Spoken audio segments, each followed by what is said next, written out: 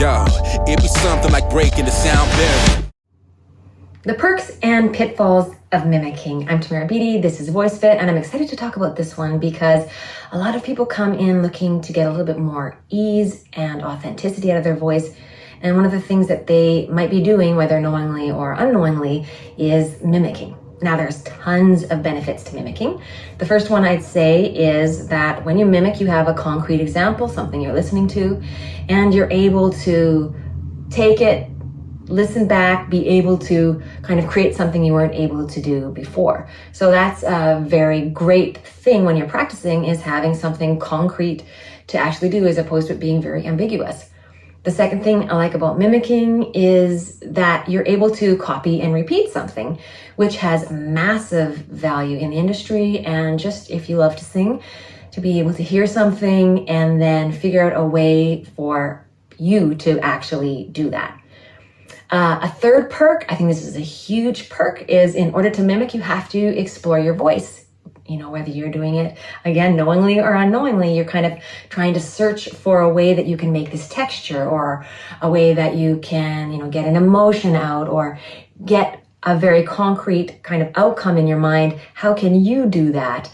And that involves exploration, which is massively underestimated in singing. Lots of people are just, okay, this is what I do, and then I'm going to do it, as opposed to figuring out what does this feel like in my own voice.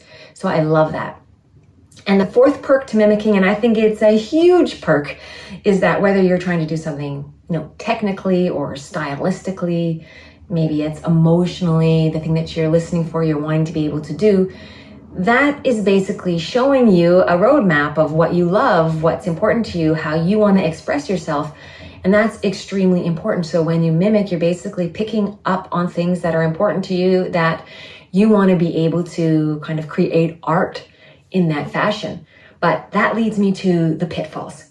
So while these things are all fantastic, and I would promote mimicking, one or two things that are very important are these particular pitfalls. The first pitfall is that it's almost impossible to be able to mimic and still keep your own authentic sound. So you might be able to listen to somebody do a rasp or a growl, and you might be able to do a rasp or a growl here, but it may or may not sound authentic in your voice.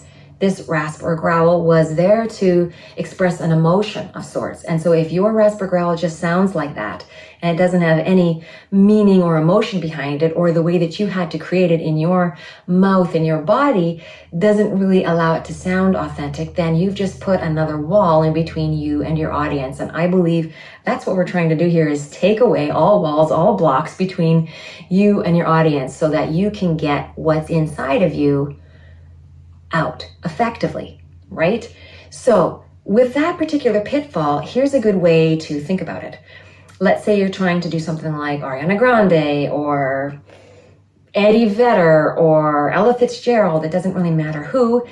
And let's just pretend that their voice, if we kind of make a shape, because the inside of our mouth has a shape, our nasal cavity, our tongue, our vocal cords, all different sizes and shapes. And so we've got different instruments essentially. And let's say this is the person you're trying to copy's instrument. Okay, this is a shape. And if I was to like a whistle, if I had a whistle and I blew through it, if I had a different size and shape of whistle out of a different material and I blew through it, it's going to sound different. Or like if you ring a bell, those different elements make it inherently different. So let's just say this is somebody's voice and this is their sound. And let's say this is the shape of our voice.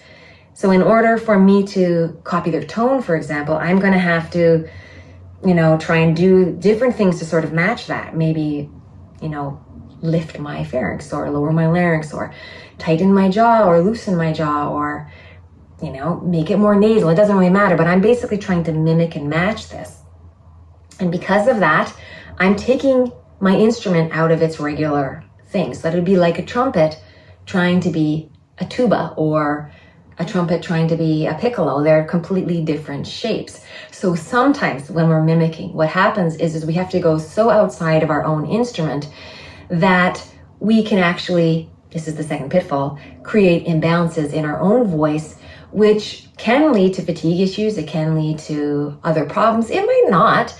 These things may or may not be relevant to what you're experiencing, but almost always I find that the most important thing we want to do as singers is get what's inside out in a way that feels authentic to us, and what we get out doesn't have so many walls, and it can be received by an audience in a way that feels representative of who we are. And in order to do that, sometimes the things that we do to mimic, whether we know it or not, because if we listen to a lot of music in the past, we might just have that sound in our mind, and then we create this shape with our voice in order to mimic it, to get it right. Another example of mimicking would be, I am going to take kind of a flip or something, and I'm going to sort of do a flip there, and somebody flips here, but in their voice, the flip actually organically happens at a different spot because of where their bridge is, or where how their voice is put together. So oftentimes when we're mimicking, we are taking somebody else's voice and we're trying to use our ear to copy that, and almost always that leads to a voice that is not as authentic as it could be. It's not as powerful as it could be. So if you are finding that you'd like more ease out of your voice and more authenticity, then you can kind of think, maybe perhaps I'm mimicking. And one of the things that I can do is to just take to the next level what I've done over here. I've got all of this great ability now to copy and repeat something. I know that I can explore my voice. I know that I can create sounds that other people do and put them into my own work of art.